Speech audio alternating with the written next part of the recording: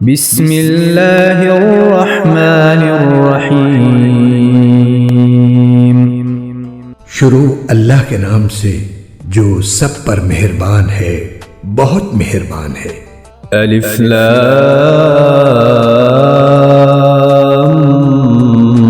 میم۔ الف لام میم۔ ذلك الكتاب لا ريب فيه هدى للمتقين۔ یہ کتاب ایسی ہے کہ اس میں کوئی شک نہیں، یہ ہدایت ہے ان ڈر رکھنے والوں کے لیے الذين يؤمنون بالغيب ويقيمون الصلاة ومما رزقناهم ينفقون۔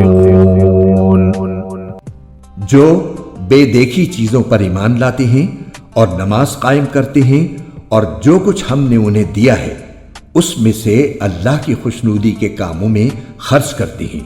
والذين يؤمنون بما أنزل إليك وما أنزل من قبلك وبالآخرة هم يوقنون۔ اور جو اس وحی پر بھی ایمان لاتے ہیں جو آپ پر اتاری گئی، اور اس پر بھی جو آپ سے پہلے اتاری گئی، اور آخرت پر وہ مکمل یقین رکھتے ہیں۔ أولئك على هدى من ربهم وأولئك هم المفلحون۔ یہ ہیں وہ لوگ جو اپنے پروردگار کی طرف سے صحیح راستے پر ہیں، اور یہی وہ لوگ ہیں جو فلاح پانے والے ہیں۔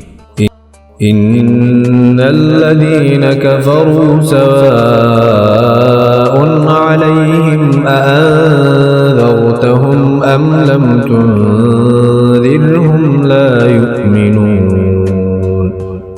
بے شک وہ لوگ جنہوں نے کفر اپنا لیا ہے، ان کے حق میں دونوں باتیں برابر ہیں، چاہے آپ ان کو ڈرائیں یا نہ ڈرائیں، وہ ایمان نہیں لائیں گے۔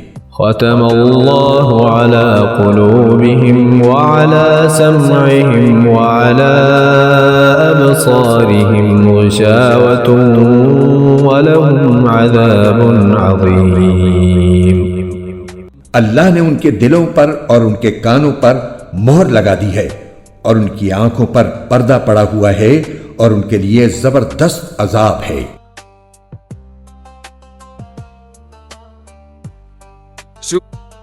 سورہ البقرہ پہلے رکوع کی تفسیر ابن کثیر کے مطابق سورہ البقرہ کے پہلے رکوع میں قرآن مجید کی عظمت، اس کی ہدایت ہونے اور مختلف گروہوں کے اوصاف کو تفصیل سے بیان کیا گیا ہے۔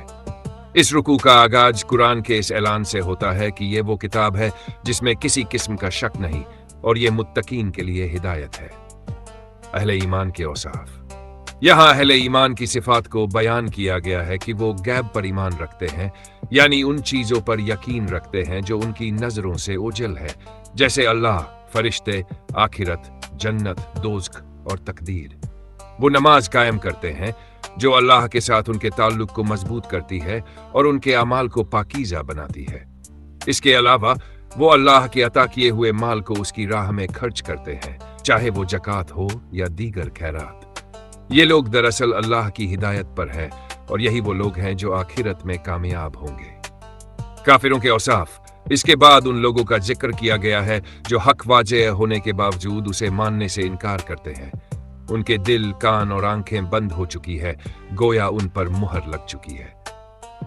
اللہ تعالیٰ فرماتے ہیں کہ ان کے لیے ہدایت یا گمراہی برابر ہے، کیونکہ وہ اپنے اناد اور حد دھرمی کی وجہ سے حق کو قبول نہیں کرتے۔ ان کے لیے دردناک عذاب مقدر ہے۔ منافقین کے اوصاف۔ پھر منافقین کا ذکر کیا گیا ہے جو ایمان کا دعویٰ تو کرتے ہیں لیکن حقیقت میں کافر ہے۔ ان کے دل میں کفر چھپا ہوا ہے، لیکن وہ لوگوں کو دھوکہ دینے کے لیے ایمان کا اظہار کرتے ہیں۔ اللہ تعالیٰ فرماتے ہیں کہ وہ اللہ اور مومنین کو دھوکہ دینے کی کوشش کرتے ہیں، حالانکہ وہ صرف خود کو دھوکہ دے رہے ہیں۔ ان کے دلوں میں بیماری ہے اور اللہ اس بیماری کو اور بڑھا دیتا ہے۔ ان کا انجام بھی دردناک عذاب ہے۔ मुनाफिकीन की मिसालें दी गई हैं कि उनका हाल ऐसे है जैसे एक शख्स ने आग जलाई, लेकिन जब रोशनी फैल गई तो अल्लाह ने उनका नूर खत्म कर दिया और वो तारीकी में गुम हो गए। दूसरी मिसाल बारिश के साथ दी गई है, जिसमें कड़क और बिजली के डर से वो अपने कानों में उंगलियां ठूंस लेते, लेकिन अल्लाह के अजाब से बच नहीं सकते।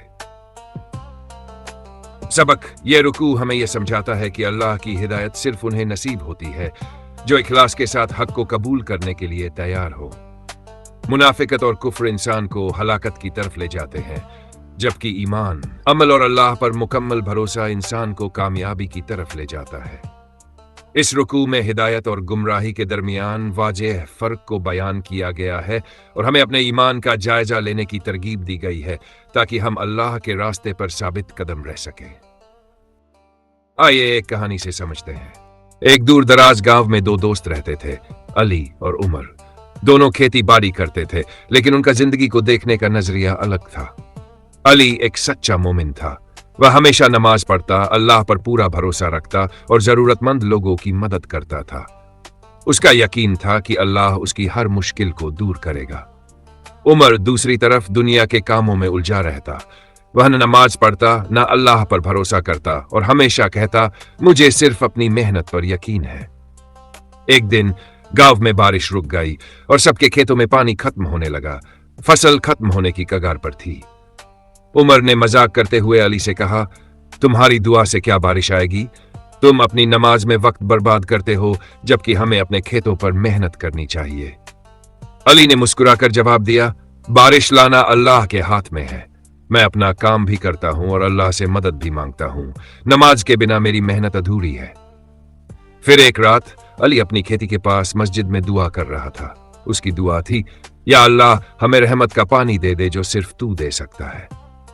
उमर उससे दूर खड़ा यह सब देख रहा था। अगली सुबह सब हैरान रह गए। अली के खेतों के पास एक छोटा तालाब बन गया था जो पानी से भरा था। फसल हरी भरी होने लगी थी। उमर के खेतों में अब भी खराबी थी। उमर ने अली के पास आकर कहा, मुझे माफ कर दो, मैंने तुम्हारे यकीन का मजाक बनाया। अब मुझे समझ आया कि सिर्फ अपनी मेहनत से नहीं, अल्लाह के भरोसे से चीजें सुधरती हैं। अली ने कहा, अल्लाह सबके लिए मदद करता है, बस हमें उसका शुक्र और उस पर यकीन रखना चाहिए। उमर ने वहीं से अपनी नमाज शुरू की और अपने गुनाहों की माफी मांगी।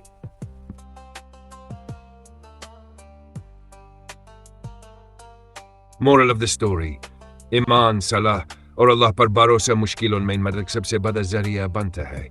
सिर्फ अपनी मेहनत पर यकीन करने के बजाय अल्लाह की रहमत और हिदायत पर यकीन रखना जरूरी है।